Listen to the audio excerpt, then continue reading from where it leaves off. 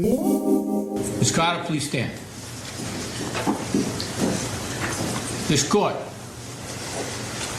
having reviewed the evidence and applied the law thereto, now finds you guilty.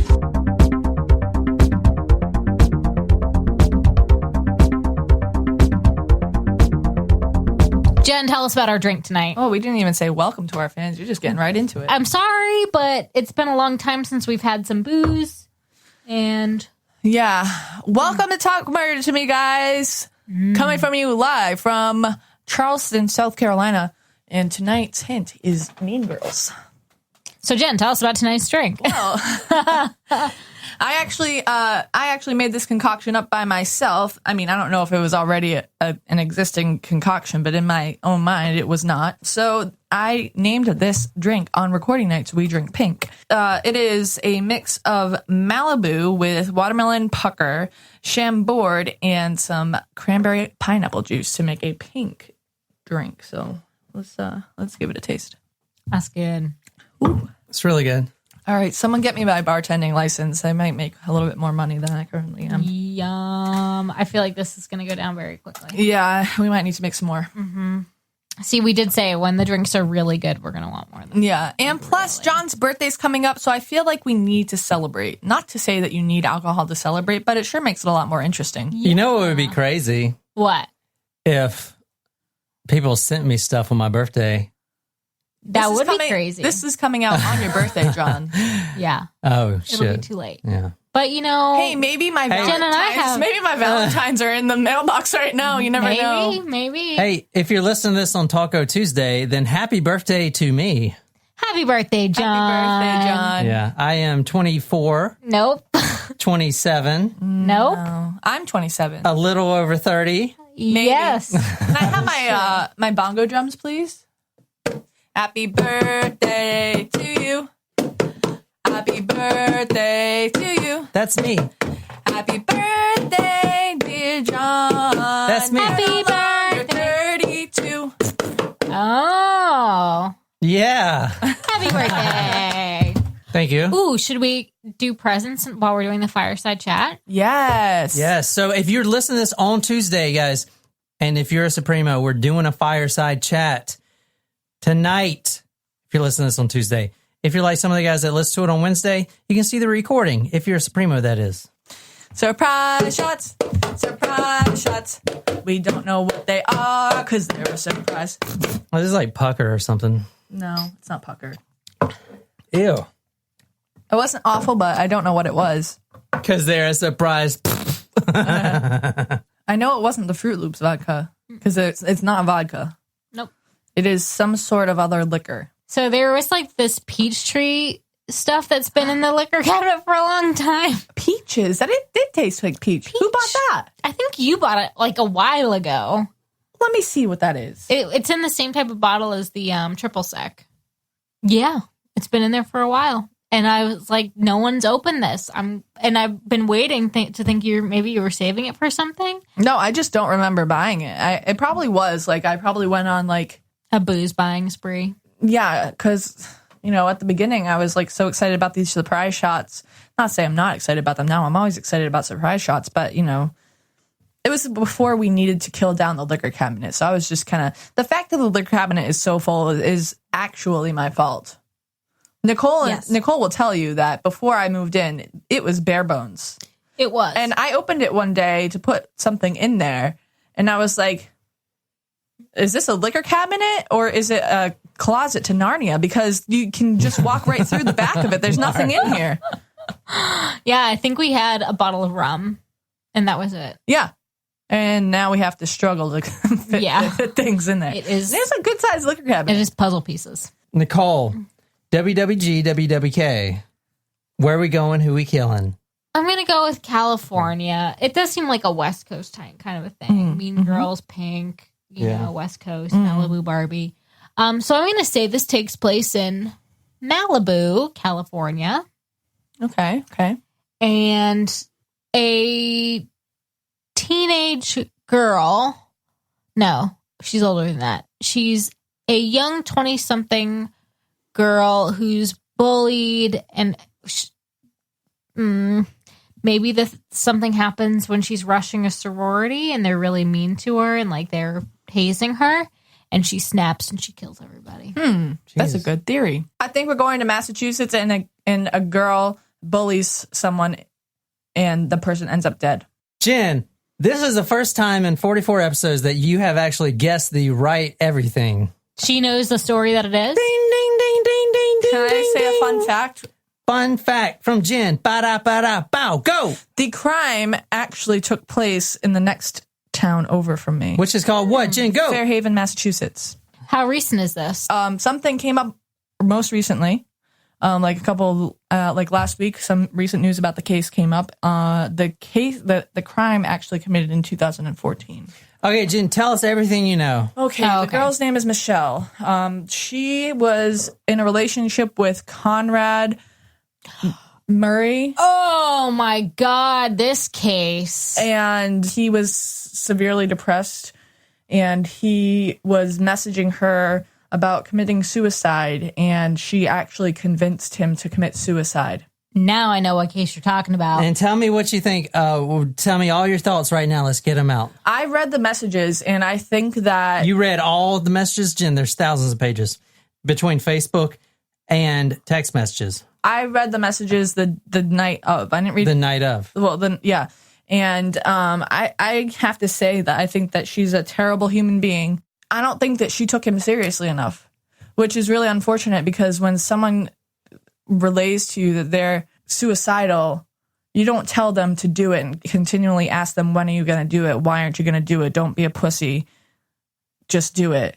Go get in the car at this time and go, because no one's going to see you. You call for help right away. And as a mental health professional, soon to be, I'm glad that she has some time, but I don't think that her punishment was nearly severe enough. Even though she didn't physically commit a crime, she didn't. I think that she encouraged it. Yeah. Nicole, what do you think? I 100% agree. I remember reading some of the messages of this case and just thinking, I just can't believe that someone would respond that way to encourage someone to do that. And when you look at the last messages after he commits suicide, it's Conrad Roy III. Conrad, stop playing. He doesn't answer, and she says, "I love you." That's it. That's the end of it. He's dead. She did that. Yeah. Like if he was having doubts and thoughts about doing it, but he was, more importantly, he was having doubts, and he felt like he had to do it. Yep. Because of her. Because he specifically said, like, well, you know what? I'm going to stop talking, and I'm going to let John tell the story, because even though I know about the story, I don't know near as much as John does, because as you guys know, John spends an endless amount of time researching these stories and picking them out. So John, take it away. We can either do this one or two ways. We can do this like every news station, and we could just say this girl needs to just rot in jail, in prison. Which she does. Yeah. And we could, just like probably every podcast, not that I listen to podcasts, but most likely she's awful. Or I can convince you that she doesn't need to be in prison at all. In fact, she was the victim.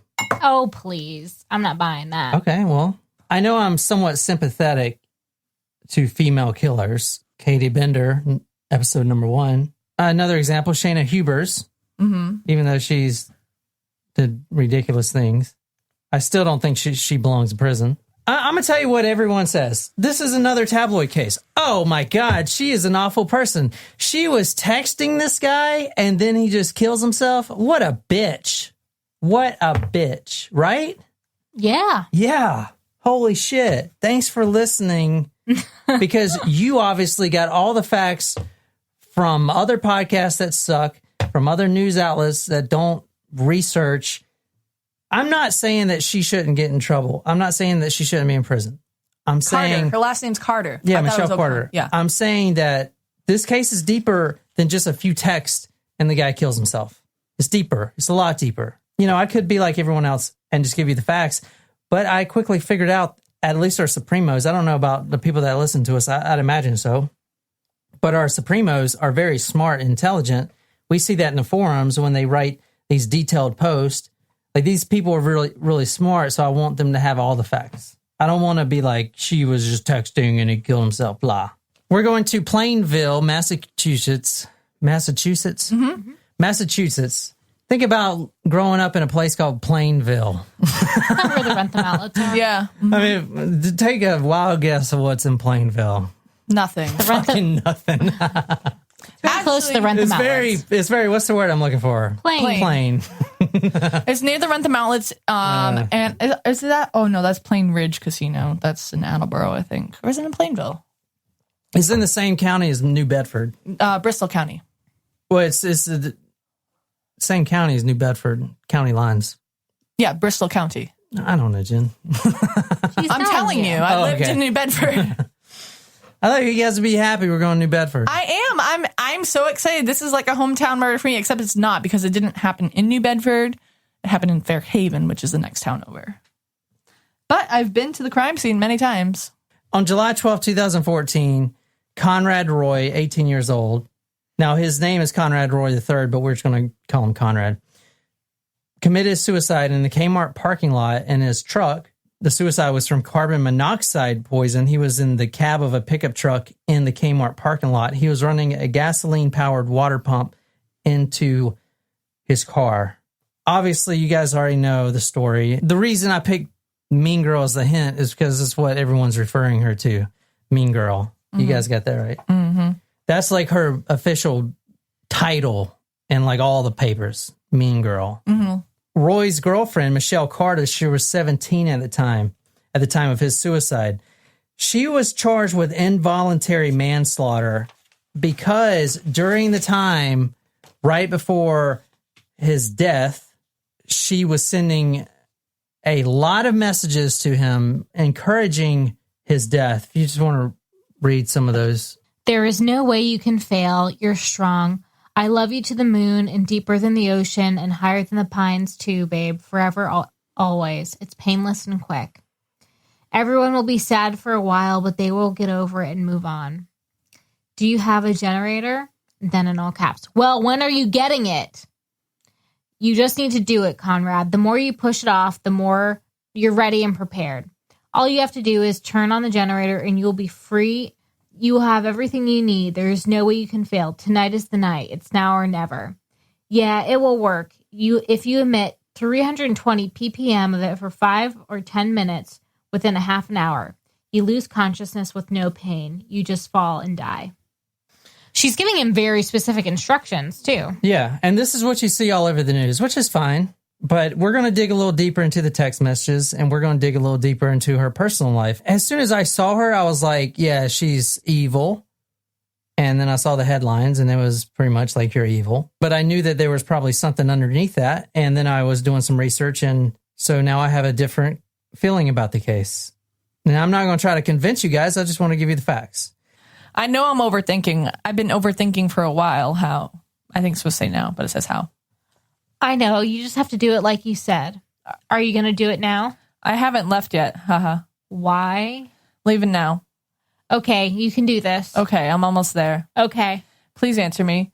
I'm scared. Are you okay? I love you. Please answer. The last message that he sent was okay, and then there was a 43-minute phone call during which she was talking to him while he was in his truck with the tube, the hose going from the generator into the window, and he was dying. At some point during that call, he gets scared. He gets out of the truck. They're on the phone. She says, just get back in the car. Okay? That is what happened. Now, that was the last text he's ever sent was the okay at 6:28. This was July 12th, 2014. He was found dead the next day, July 13th. In the Kmart parking lot. So tell us all about the Kmart parking lot. So it's a big parking lot because it's not just a Kmart. It's a Kmart, a Dollar Tree, a Staples, and it used to be a D'Angelo's, but then it changed to a small sub shop. So at the time of the murder, it could have been D'Angelo's or it could have been the Hungry Heroes, which they made really great subs, but now they're closed. I went home over the summer and they weren't there, and I was really kind of bummed. Love D'Angelo's, by the way. There's also, yeah, I know, love it. Too bad they don't have them down here. Anyway, there's also a Citizens Bank and a McDonald's in the same big parking lot. Then if you go over across to the next parking lot, there's a Shaw's, a Chinese buffet, an Olympia Sports, a Bank of America, and then behind there is a carousel skating rink and a mini golf course. Also, there's a bike trail if you go down behind the Kmart parking lot, behind the Kmart and the Staples in that area. There's actually the Fairhaven bike trail. And then if you go past the Kmart parking lot the other way, you'll reach a big building. I think it's another bank. And then there's Sweet Ginger, which is a Chinese restaurant. There's a Burger King across the street. And then there's a Walmart and an Ocean State Job Lot and a Taco Bell and a Jiffy Lube and a Dunkin' Donuts and a 7-Eleven. A Jiffy Lube. Holy shit, you know the whole area. I've lived there my entire life. What do you expect? I'm literally seeing it now. Also, there's a car lot. It's strange that he picked the Kmart parking lot because even though it's a big open space, it's right off of Route 6, which is a very busy road. You can take Route 6 all the way from the Cape. You keep going through Massachusetts, you can take it through Rhode Island as well. All the way up. So Cape to there to Fairhaven. The next town is New Bedford, then Dartmouth, and then Westport, and then you keep taking that, goes through Tiverton, all the way. It's a really busy road. It's a highway. Not like a highway like 95 highway, but, a busy road. So high visibility. We're going to be approaching this case. I'm not going to try to convince you anything. You guys both think she should belong in prison for the rest of her life. I'm just going to give you the facts and then see how, if you guys change your mind, knowing that you have more facts about the case. I'm showing you on the screen right now, Dr. Peter Bregan, MD, pretty smart guy. Just run down his list of accomplishments, which makes me look like I've done nothing in my life. He graduated Harvard in 1958. That was like before Mad Men. He's old. Well, yeah, he's old. He graduated in 1958. How old? He's like 70. No, older than 70, almost 80. Yeah. Medical school grad in 1962. His subspecialty is clinical pharmacology. He has been practicing, which means seeing patients, since 1968 up until this day. So, wow. He is an expert in psychophysiology of anxiety. I'm thinking that's how the brain changes under anxiety. I'm not really sure. Yeah. He's published, and he can't really remember the exact number, 22 to 24 books. He is taught at the Washington School Psychiatrist School and at Maryland. He has been in psychiatry since he was 18. He's seen thousands of patients. After becoming a full-time psychologist in 1968, quote, I wouldn't know how to count them all of his patients. And he is also the only doctor in this case who stuck his neck out and represented this girl, the 17-year-old Michelle Carter. No one else would touch it. As a lawyer? No, as an expert in psychology. Like an expert witness? Yeah, expert witness. I mean, he is the most qualified person probably ever on the stand. He stuck his neck out. I mean, he did take a fee, but honestly, he said, because I watched, he's a very slow talker. It's very hard to watch hours he's old. and hours and hours of this guy fumbling through papers because you can't really see him.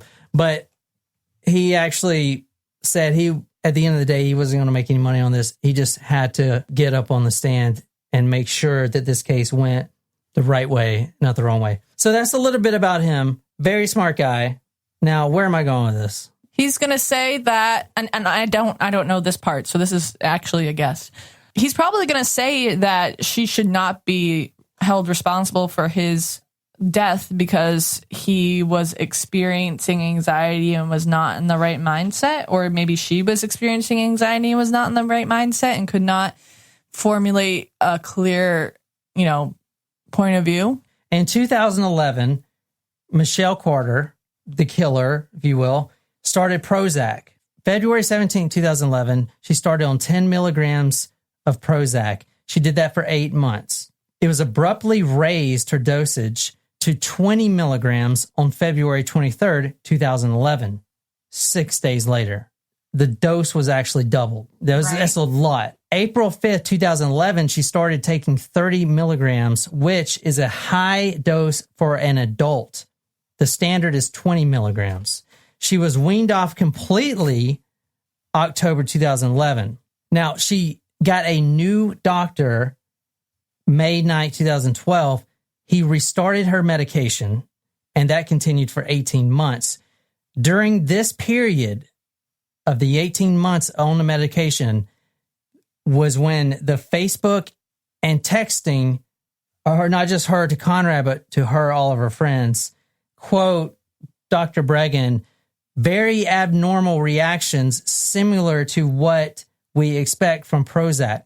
December 2013, she stopped Prozac abruptly. Now, I mean, this is a minor. She's 14 through 17 at these points. April 2014, she started Celexa because she wanted to eat more. She was anorexic. She was down to 80 pounds. Can I ask, what was up with all the changes in the dosage? Was this directed by her doctor to keep changing the dosage? Yeah. Why? When you look at this case, you see an evil girl. You don't hear anything about the doctor that got her on and off meds. You don't hear anything about that. You see her. She's an evil person. She's the devil. That's all you see. Try to find the doctor's name that did this. You won't be able to. It is strange, especially because it takes a long time, a while for you to adapt to a particular medication. I mean, 6 days later to double a dose and then to stop it. And then, you have to take time if you're going to wean off of a drug. So agreed, it doesn't make sense. Do these doctors get paid from the pharmaceutical companies in forms of kickbacks? I can answer that for you. Yes, they do.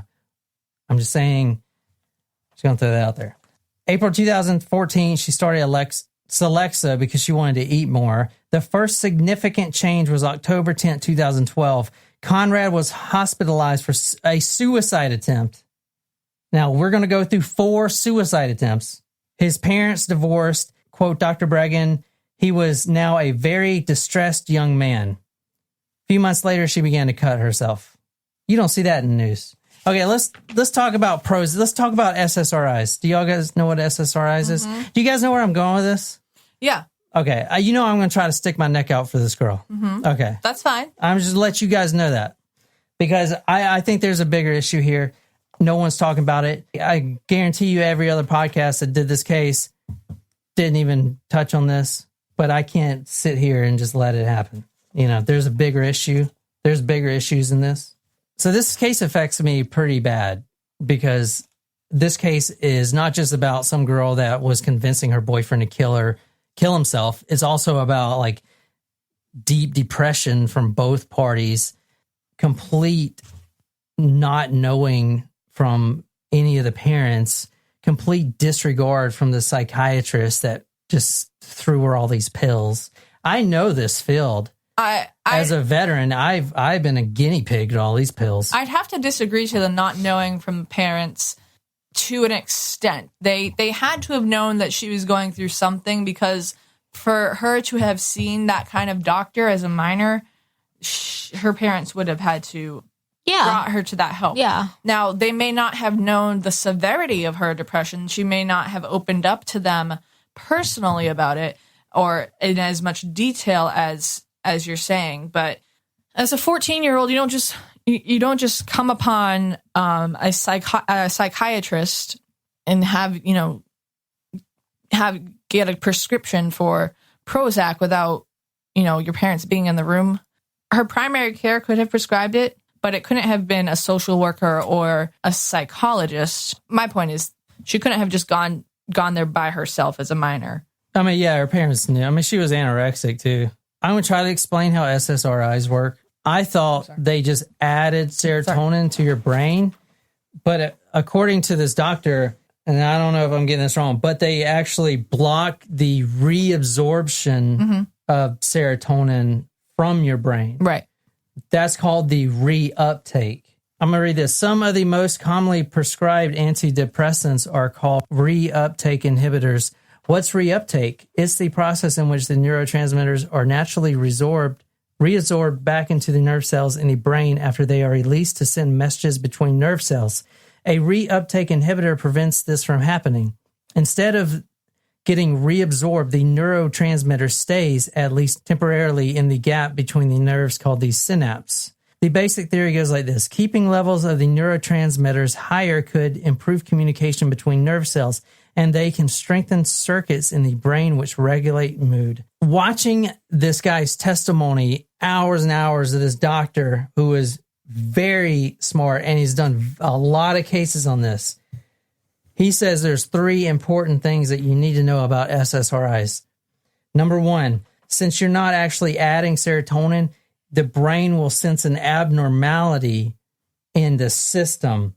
Now, this happens after the first dosage. So your brain knows something's going wrong. It doesn't know you're taking a pill to make you feel better, but it's going to try to work against that. Anytime your body senses an abnormality, it tries to send systems to work against it. So you're working against yourself. Virus or something. Yeah, exactly.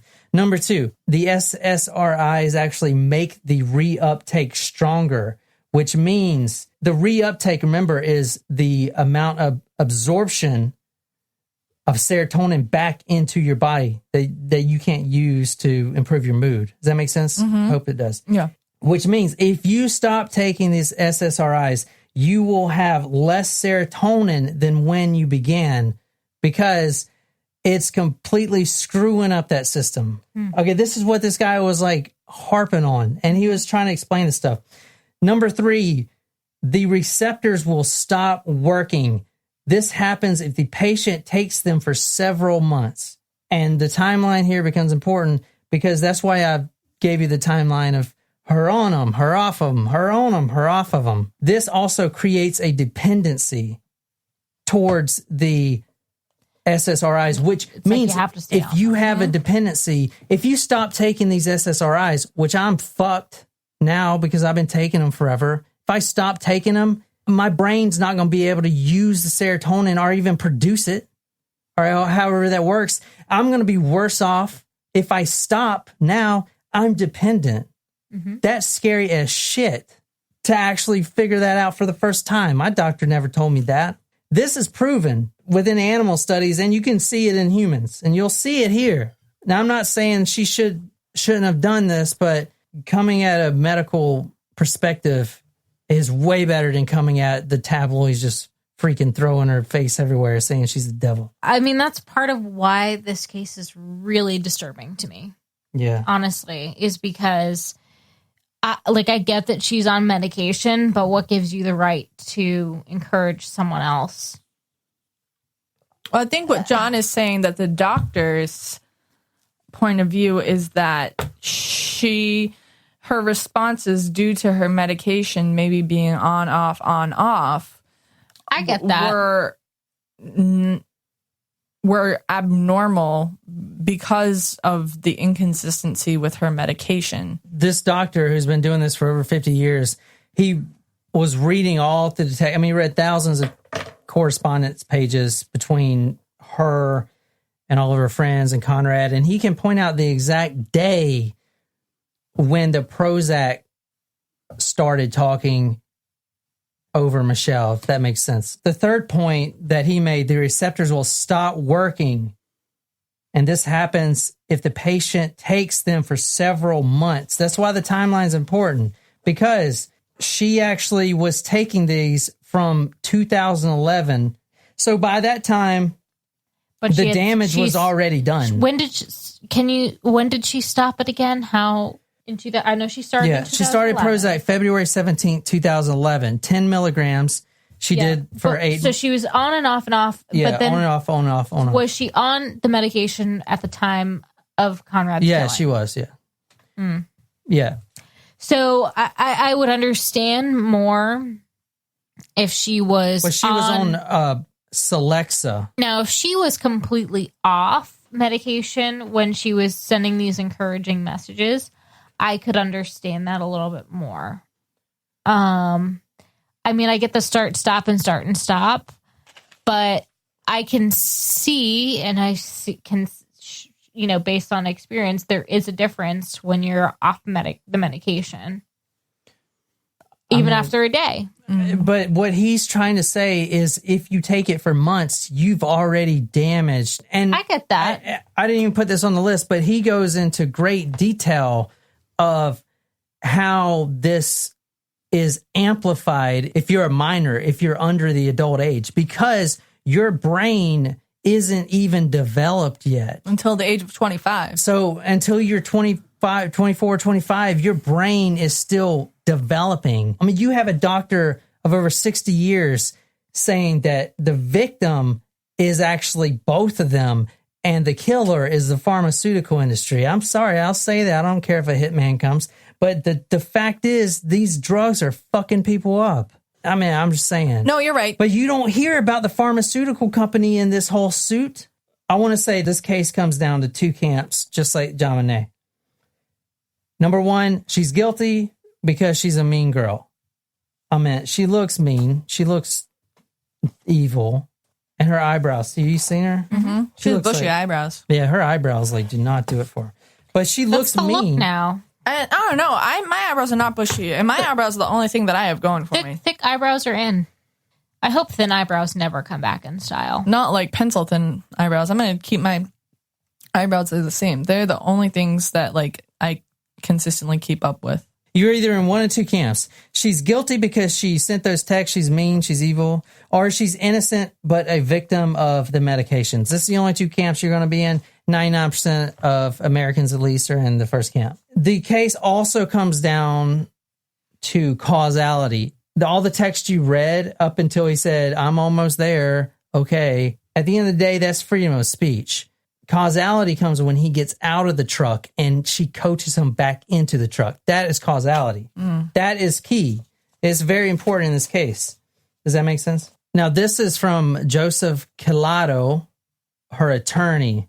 Now, he's arguing this point. Like I said, causality is the main point of this case. Joseph Cataldo, one of Carter's attorneys, has argued from the beginning that Conrad Roy, quote, took his own life. He took all the actions necessary to cause his own death. The key issue is going to be causation of who actually caused the death, speculated Laurie Levinson, a criminal law professor at Loyola Law School. While a causation question immediately became a key issue of scholarly debate among law professors and practitioners, the issue did not make its expected appearance in either court's opinion. The American Civil Liberties Union argued that, to take the view that the murder weapon here was Michelle Carter's words, that is quite aggressive view of causation. A lot of attorneys have compared this to Dr. Jack Kevorkian. I don't know much about his cases, but for the causality, he just encouraged people to go through with it, but he didn't say, get back in there and take your own life. You see what I'm saying? The whole case in this one comes down to that one sentence where she said, get back into the truck, because everything else is free speech. Causality, when he was safe, to bring him back into that danger zone. I'd like to make a comment on the text messages that were shown on the screen real quick. Can you bring those back up? I would like to comment on the guess who's here. Wait, where? Jesus. Ha ha ha, it's meant to be. Literally, there's a guy walking around in a Jesus costume. Ha ha ha, it's a sign. It's your calling. So, fun fact, there actually was the Jesus of Fairhaven. There was a guy, and can you Google him? He would walk around dressed up like Jesus, carrying a cross. And people would see him all over the street. Fairhaven Jesus. See? He would walk around like that. And it was a big thing. He was like, he was around for like a few months. He'd walk around like that. What happened to him? He went somewhere else. He went to another place, but people would stop and take pictures of him. Oh yeah, it was a whole big thing in the papers. That's like in Colombia. This guy's always at the courthouse. He's a pro-life guy, and he walks around with an actual fetus pinned to his shirt. It's pretty gross. Like an actual fetus? Yes. How? I don't know. It was in the news. He's always there. Anyway. That's like there's always this guy in Newport that sits at the same spot and has like a sign for like I'm hungry, give me food. And so like one time my sister and I were in Newport and I said to her, you know what? Let's get this guy some pizza. So we went and we got some pizza and we gave it to him and he made like this weird seagull noise after we gave it to him. And then I've never seen him since. Weird, right? But yeah, Fairhaven Jesus. To my surprise, almost everyone recalled something about the story.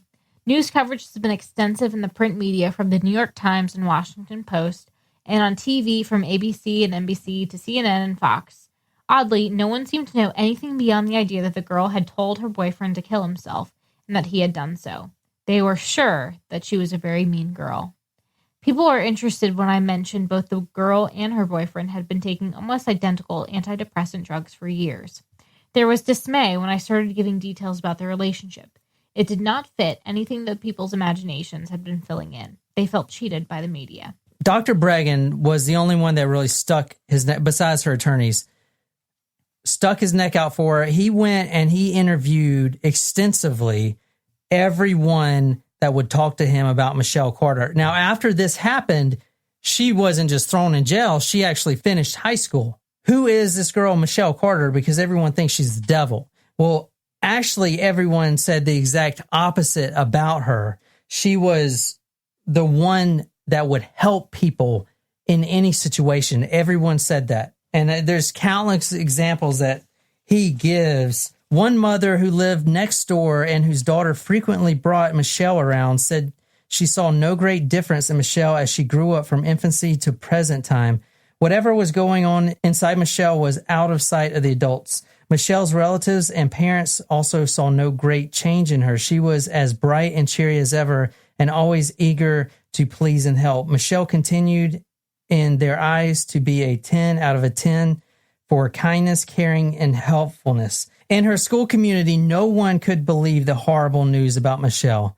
The state of Massachusetts prosecuted her in the media through selective partial releases of her texts. The carefully orchestrated releases from the prosecuting attorney's office made it seem that there could be no doubt about what happened, that she must have told him these words and that they must have been memorialized in her text to him. Yeah, she was known as the mean girl through the media, but she was also awarded in her class, quote, the most likely to brighten up your day. She also got another award for class clown.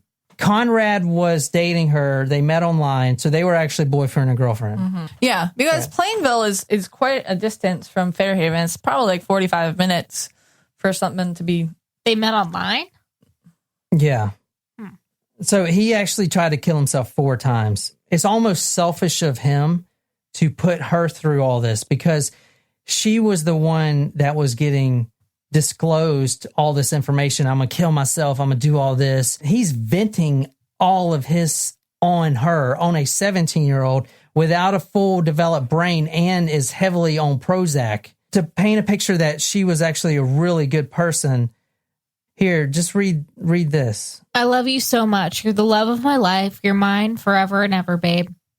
You were so special to me, and I'm so thankful and happy I got to be your girlfriend and have the kind of relationship we have. You were my first love, and you will be forever in my heart. There's plenty of texts like that. Now, he did not treat her well. If you go look through all these texts, she'll text him, and then he'll just blow her off constantly. Conrad, I'm trying to understand. I think about you all the time. You're my first thought in the morning and the last thought before I fall asleep. I'm scared that when I talk to you, it will be the last time and I'll never get to say goodbye. I'm trying so hard to understand and to help you. Please know that I'm giving all my effort and strength to you. He has been talking, and if you read the text messages, it's a lot about, I'm going to kill myself. I'm going to do this, kill myself. He's venting to her. Not only that, but she's actually sending him links for articles online to get help, which they don't show you in the media. I'll always love you too, and I'm sorry I always tried to act confident and stuff, but deep down, I'm really not, so that's why you might have thought that. Don't ever be sorry about that. I love you for you. I want you to always be yourself around me, even if you don't like yourself. Still do, no matter what. I'm sorry for being an asshole to you all those times. That's Conrad. Yeah. Okay, it's okay. I forgive you. I'm still here, aren't I? Even after all the times you treated me like shit, haha, I never left you. And especially through all the hard times, I've always stood by you and supported you. I tried to never let you go through this alone because I know how hard it is. If I gave up on you when you needed me the most, I would never forgive myself. This is like one of the articles out of many that she has sent. She sends this to Conrad. Read this article. This is June 1st, 2014, a month before he actually commits suicide. Helpguide.org, anxiety, social anxiety. Now, this is one of many articles. I'll put this on Talk Murder for Supremos. There's 184 pages of text messages. You'll see who Michelle really is. She's very caring and very helpful. She was actually very worried that he would kill himself. This is what she says to Conroy, June 1st, 2014. Have you thought about getting professional help? Like, I think I'm going to go away to a place for my eating disorder to help me overcome it and stuff. The place always deals with psychiatric problems and disorders too, so they can help you over some of this. I think it will really help you, and we can go together so we will always be there for each other. Is this the girl that you guys saw in the media? Definitely different. Different, isn't it? Is that not piss you guys off that this is like what the media, they don't show any of this stuff? Mm-hmm. Well, I guess the difference is this is months before it happened versus in the time where he's about to kill himself, she encourages him instead of sending him help articles. All right, let's go back to the time of death. Because she's sending this when? So he killed himself on the 12th of July. And that was like July 3rd? That was June 1st. That was a month before. You got to keep in mind, too, she is going through extreme problems, depression, anorexia. She's now cutting herself. She's not in her right mind either. Plus, she's on these pills that if you listen to this doctor, he talks passionately about how these pills are fucking up our youth. Completely fucking him up. But you don't see the big pharma companies in this case, do you? No. Why not? Well, I don't know, because it's easier to blame a 17-year-old than a $1 billion pharmacy I mean, I don't company. think that it's... I think she's got some blame in it, but we haven't finished the case. Yeah, I mean, I would have to agree because it's not like she was on an acid trip and texted him this. You know what I mean? She was on a controlled substance that the doctor prescribed her. I'm not saying that it didn't have any effect on her brain at all. I'm just saying I don't think you can put 100% blame on the medication. I'm saying that if you look at the doctor with over 60 years experience telling you that he can pinpoint exactly in thousands of pages of text messaging data where the Prozac takes over, that's pretty compelling. I can't explain it. I can't How do it many any justice. days in advance does it start to change? So that she goes, within months of taking it, No. I'm saying, so June 1st, okay, yeah, she's sending him articles. Here's how you can get help for your social anxiety. Try all these things. Let's go away together. And then a month later, she's encouraging him to kill himself. But then again, she was also battling these demons. When does it change? My argument may be that she, like I said before, may not have been she may have stopped taking the medication because if it's going to destroy your serotonin. I mean, why would she not take it? Because she didn't think it was helping her, and instead of going to the doctor for help, It's exactly the same reason why you say, I don't want to take my pills today. We can't bring that into it. Let's just assume that she was taking the medication. But we don't know. There's no way to prove that. Well, but most no people take the medication. There's no way to prove that Patsy Ramsey wrote the note in John Bonet's case. I'm saying the doctor can see the medication take effect. Let him say. Okay. This is Dr. Bregan. On March 24th, 2014, at 9:43, See, it took forever. to a girlfriend. I had to speed it up. It's like, shit, dude. She, for the first time that I can find in the texting, says, okay, well, when I was suicidal, I tried committing suicide. I tried to hang myself. This is Michelle talking. I got a chair and the rope and everything and researched how to tie the stupid knot. And, parentheses, shit, I'm crying. I'm like crying right now. This is why I didn't want to tell you in school. Would have bawled my eyes out. End parentheses. I got up on a chair and stood there for like 25 minutes just crying, and I put the rope around my neck, and I was going to do it, but I chickened out and got off the chair and like threw shit around my room everywhere. That's her going through her own suicide attempts. she's trying to find an outlet as well. I'm looking at, this begins, for your information, Your Honor, at 10/7/2013. This is when 10/7/2013.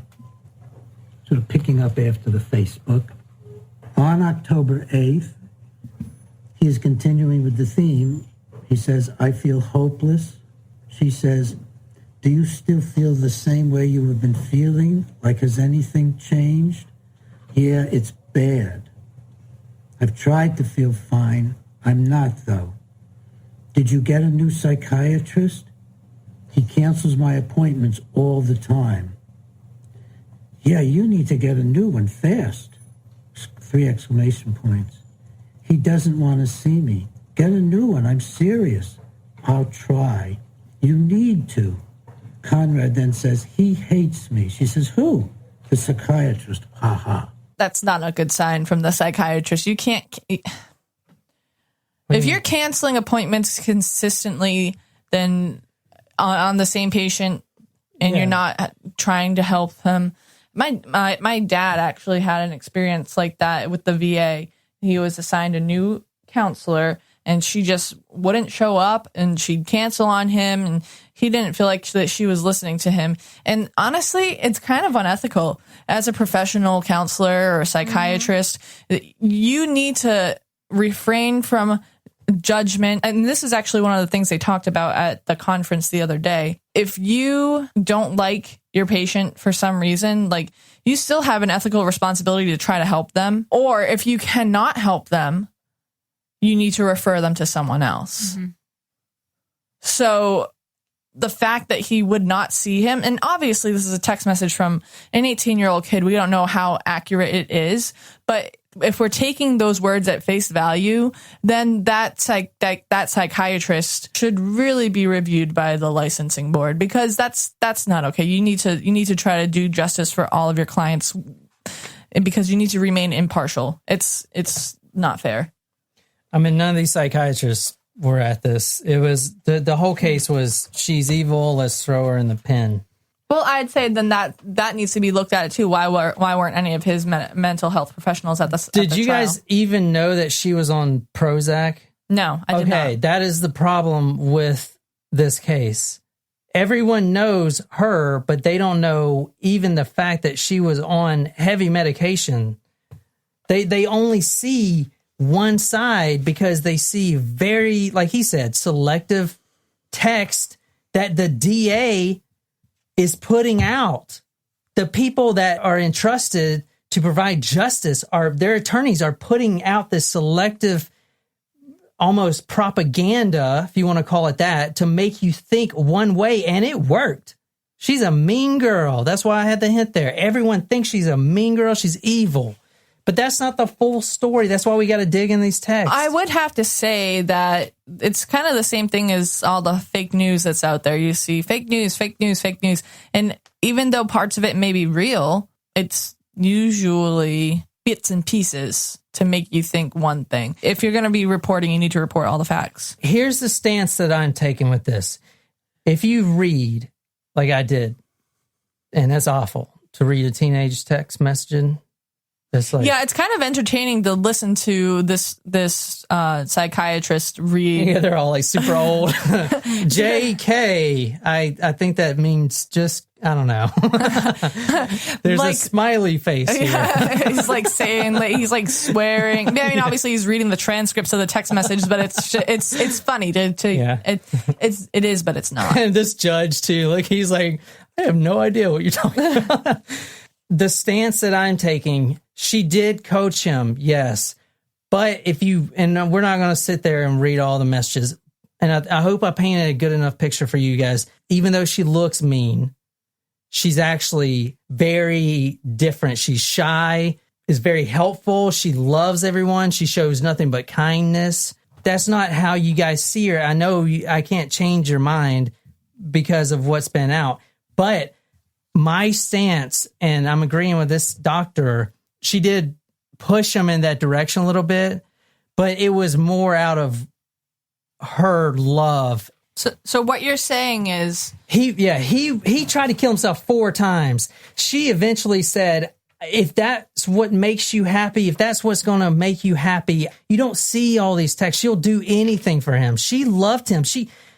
I can show you thousands of her text messages, none of them negative. It's just like, oh my God, I'm thinking about you. I love you. I'm sending him all these articles, helping him get through this, taking all that negative energy, because he gets into some crazy stuff. He talks about the devil, meeting the devil. She's taking all that in. All that stuff as a 17-year-old who's anorexic, cuts herself, and's on Prozac, taking in all this negative energy that she does not need. Does she ever report any of this to anyone? That's the theme that will come up from the prosecutor. That's pretty much the only stand they have. She should have called the cops. She's fucked up to begin with. She literally told her friend that she stood there with a noose around her neck, thinking about, should I jump, and then she tore her room up because she couldn't have the balls to kill herself. A person that's in that state. I mean, Jen, if you're in that state of mind, would you take responsibility? Plus, she's a minor, to go and call the cops and stuff when she's trying to kill herself too. I don't think that she needed to call the police. I think she should have started with his parents or her parents or someone at his school. Well, a lot of the reason but a lot of the catalyst are his parents. But at the same time, when you look into the text messages, albeit the ones that they put out on the news, what he says is, my family will miss me. I'm sure they will. Here's also a video, what he was really dealing with, that you also don't see. And I do want to point out, I don't know their family situation, but I know the mom wasn't at this trial. I don't know why. It's kind of weird. I'm just saying. His mom wasn't at the trial? Yeah. It's weird. She wrote a big thing and had someone else read it. You destroyed her life. I'm sorry I can't come to this trial. I'm just I don't know. I ain't got time. I'm just saying. On 12/19/2013, Michelle says, how are you? And how are things? He says, good and bad. She says, why good and why bad? From Conrad, my dad's pissing me off lately. What is he saying? Conrad, yelling, screaming, punching. I can't take it. I'm living with my mom now. Michelle, he's punching you? From Conrad, yeah. Again, she probably should have reported that to someone, because she could have gotten him out of that situation. I'm just saying. She's a kid. She's a kid, but I kind of feel like they like the drama. I'm sorry, they're kind of absorbed in this toxic mess of, I hate to say it, but I'm depressed, you're depressed, I'm going to kill myself, no, you're going to kill yourself, my dad's beating me, and it's like this toxic thing that they don't want to get out of. Yeah, exactly. But they're drama-filled teenagers. I know that, yes, and it's also fueled by these drugs. It is fueled by the drugs, I agree. But that doesn't change the fact of what she said. For the next 2 years, Conrad repeatedly threatened to kill himself while texting Michelle. For 10 days in July 2014, these threats, combined with her antidepressants, broke her down mentally, and she agreed to support his goal of dying quickly and easily and going to heaven. So did you hear that? She finally was sick of it. He's tried to kill himself 4 times. Since they've been dating? Yes, he has put her through 3. The fourth was the one that happened. 3 additional suicide attempts. Think about you being a child with all the other stuff. Like, I'm going to disclose that to you, Jen. I'm going to kill myself. But don't tell anyone. Like, you have to live with that burden. You have to try to coach me out of it. Exactly. Eventually, she was just like, I love you so much. If that's what you want, I'm going to support it. It's sick and twisted. I can understand the need of wanting to keep a secret. I had a student who actually disclosed that she had suicidal ideation, and she didn't want to tell her mom. I said, you got to tell your mom. Mm-hmm. So we called the mom, and she told the mom when we were in the office. But to keep that a secret, you don't want to betray the person, and I can totally understand that, because it's a lot to take in. If someone says that they're considering suicide, you almost go into a panic. When I was in my practicum, there was a student who this is a different case, who said that she didn't like herself and she thought about committing suicide. And the immediate thought that went into my head, it was like my second day of practicum. I didn't know what I was doing. And the immediate thought into my head was fire. Like, what do I do? Like, I have to, you have to spring into action. I can understand not wanting to tell anyone because the love of your life at 17 years old says, please don't tell anyone, but I'm considering this. But you're doing yourself. Well, they're talking about it all day, every day, too. Right. But this is an everyday thing. But you're doing, and I can also see the side of it that's like, okay, you talk about this every day, you're not actually serious about it. But you're doing yourself and your loved one a disservice by not reporting it, even though you may not see it that way. I can understand the other side, but you got to say something. It's like those commercials with the bomb on the bus or in the airport. But from a legality point, is she liable because she didn't say anything? It's not. She's not liable if she didn't say anything, but she's liable because she encouraged him to do it. That's where that causation comes into play. Does. She's liable. It would be a different story if he told her and she, tried to help or didn't say anything. But was she in her right mind at the time? I mean, she's tried to commit suicide. She's cutting herself. She's now bulimic at this point. And when they finally arrested her, she was actually in a psych center getting help. They arrested her in the psych center. She was trying to get help again. Would I need to consider her not in her right mind when she made those statements? Yeah. So, and taking in the doctor's consideration that he extensively interviewed people that knew her from birth up until this, and that is not the person that they know. It's kind of like when someone pleads insanity to a murderer, like they're temporarily not in their right mind when they commit a certain crime. It's basically we're putting her into that scenario. And I can see with the medication, and like you showed us, sure, there's a lot of text messages where she's empathetic, and at one point she changes her mind or whatever, her medication imbalances her, and she decides she's going to support this. I don't know whether or not she's in her right mind, but she still did it. And I don't think she still helped cause his death. And just from what I've read so far, like I said, I don't think she actually thought that he was going to do it, because he tried to do it 4 times, and you can kind of see that, but when she's encouraging him, she thinks that by encouraging him that he, she's doing the right thing, but at the same time, she probably doesn't take it seriously. I don't know.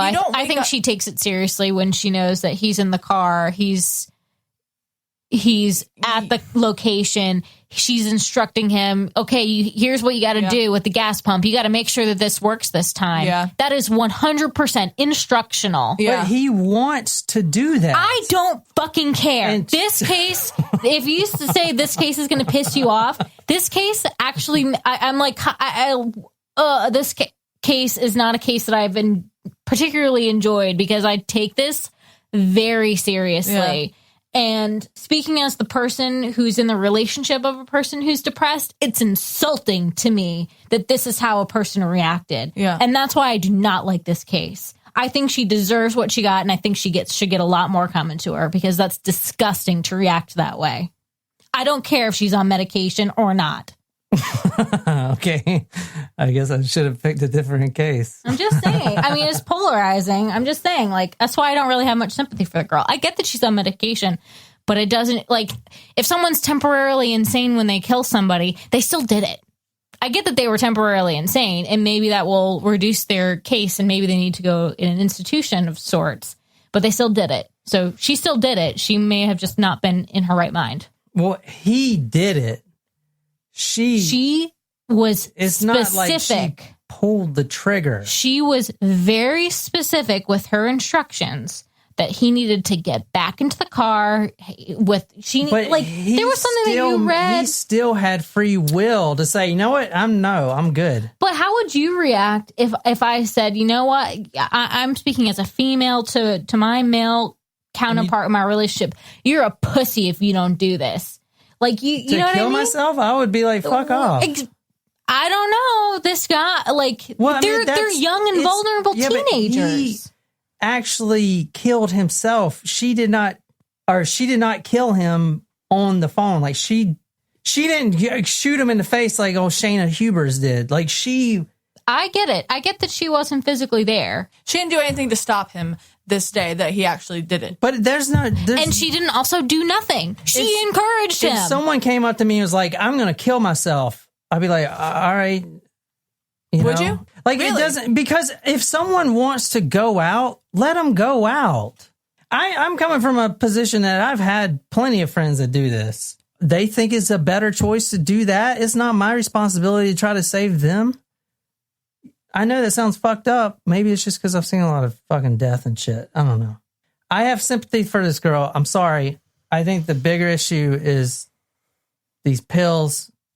I think the bigger issue is cyberbullying. I think the bigger issue is cell phones. There's no emotion on cell phones. I don't think he would have got back into the car. I don't think she would have said, if she was standing outside that truck, get back in the truck. I don't think that would have happened. I think it's almost like you're not there when you're texting someone. I could see that. Like, but at the same time, what's the difference? But I'm gonna call you out on this one. What's the difference if she's not in her right mind? If it's the pills and if she's not in her right mind, what's the difference if she was there and if she wasn't there? I don't think it's her fault, But because you're saying, he is the ultimate one that killed himself. he killed himself, yes, but you just said you don't think if she was there, she would have said, do it, get back in the car. So what's the difference if she was or wasn't there? Let me try to convince you to go jump off a bridge. Like, I just convince you. You're not committing suicide. You're just jumping off a bridge. I know you're going to die because it's really far up, and you probably even know that, but not really. You know what I'm saying? If I just convince you, and then you die, is it my fault? I just convince you to have fun and float off the bridge. It's really fun to jump from that high. Yeah, but you know what I'm saying? But it's different because she's not just convincing him to jump off a bridge. She's convincing him to open up a generator in closed environment and inhale carbon monoxide. He was, number one, he is over 18. He's older than her. Like, he should have been more responsible. Yes. I mean, she was a minor at the time, and you make your own decisions in life. I know a lot of people commit suicide, but to talk someone into it, I mean, at the end of the day, in my opinion, it's your choice. It's you. He could have said, you know what? I don't want to die today.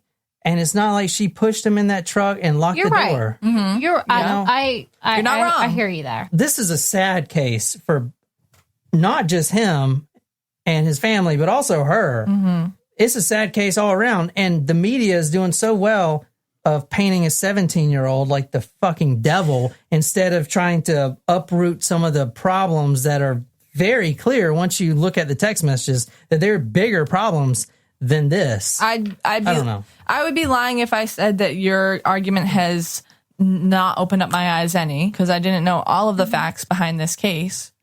I just still think that at the end of the day, instead of encouraging him, she should have reported it. I also want to say that she did take full responsibility for these actions, which I think is good. She actually wrote a huge letter taking full responsibility, if that makes any difference. Here's the Commonwealth, and then we'll hear the defense. They say things like, she made a mistake. She showed poor judgment. She didn't comprehend the severity of her situation. She was helping Conrad to achieve his goal. They don't seem to understand it was her plan. She was the one on the other end, goading him, telling him to get back into that car. She was the one that for weeks berated him. She never told any of them that, and even after his death, and even to this day. She says she didn't know how to call an adult for help. Your Honor, another consideration Your Honor would look to is the defendant's age. Now, this is a youthful offender, but she was 3 weeks away from her 18th birthday. We're not talking about some immature 14-year-old girl.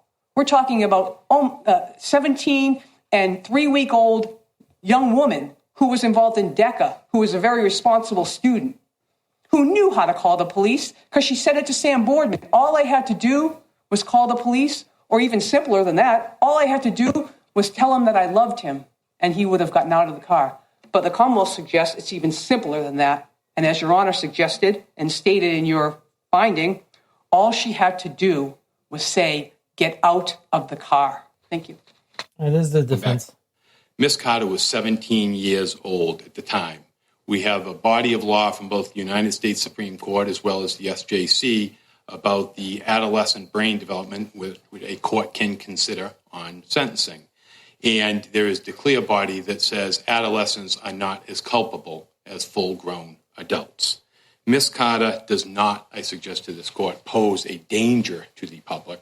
I suggest that this sad, tragic manslaughter that she has now been convicted of was a very unusual set of circumstances unique to these two individuals, Conrad Roy and Michelle Carter, who are both struggling with mental health issues themselves. Miss Carter, as this court has seen, both from the probation department's report as well as through the course of the trial, had her own issues. She had her own troubles dating back to the year, going back 3 or 4 years to 2011, where she was inpatient and treated for various eating disorders. And she was put on antidepressants back at that time, which she remained on these antidepressants until the year 2015. Now, the defense is arguing for rehabilitation. Let's not incarcerate her. Like, if rehabilitation works at all, it'd work for her. I'm a sucker for, like, maybe it's a male thing. You love the controversy. Maybe it's a male thing. Like, maybe males. I wish I could do a survey, see how many men. Guys, if you're listening out there, if you're a guy and a girl, I want to know your point, because I want to see how many men out there will go light, if you will, on her compared to the females. Because you're just like throw her in a hole.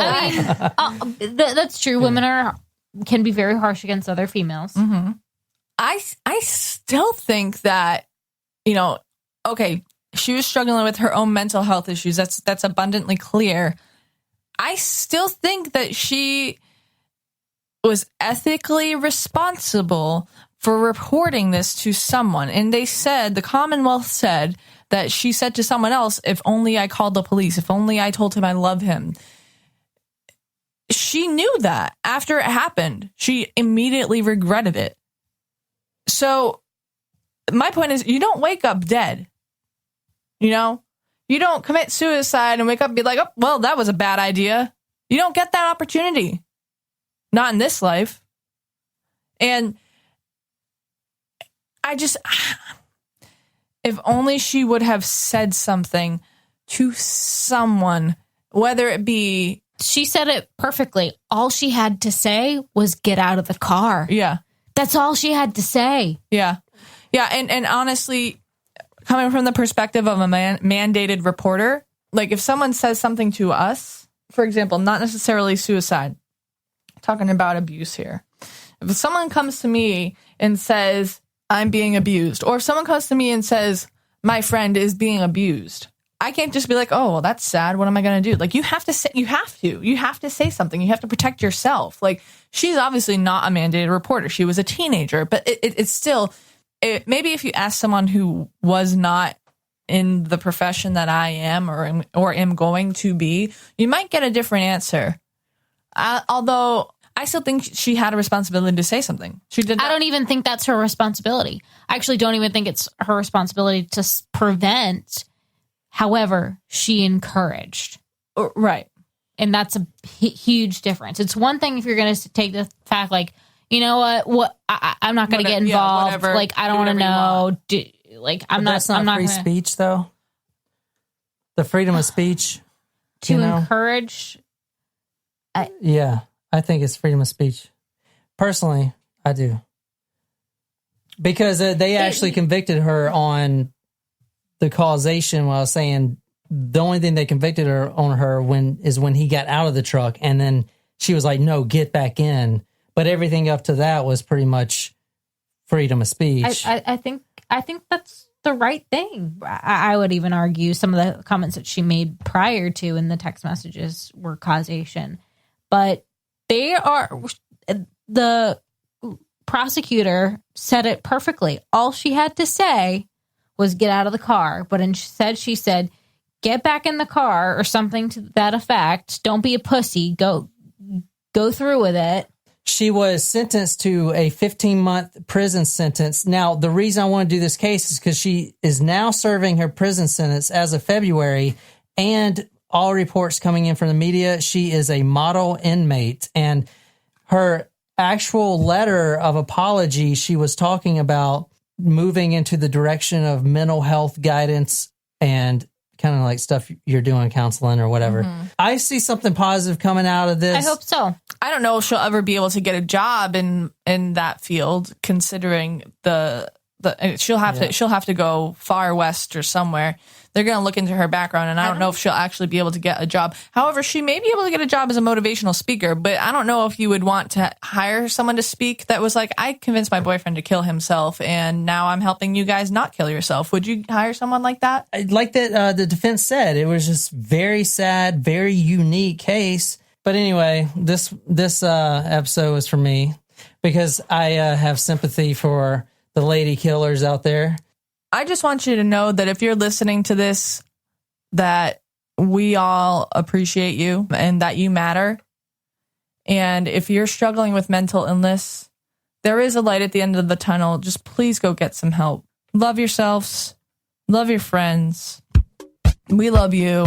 And good night.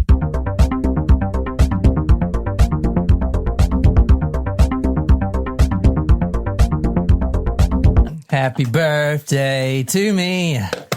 Happy birthday to me. That was a little jazzy on there. Yeah. It ain't me most of the time. It's y'all creaking and cracking. It's mostly me. All these chairs creaking and cracking. Okay, I'll go roll in the desk chair for Jen.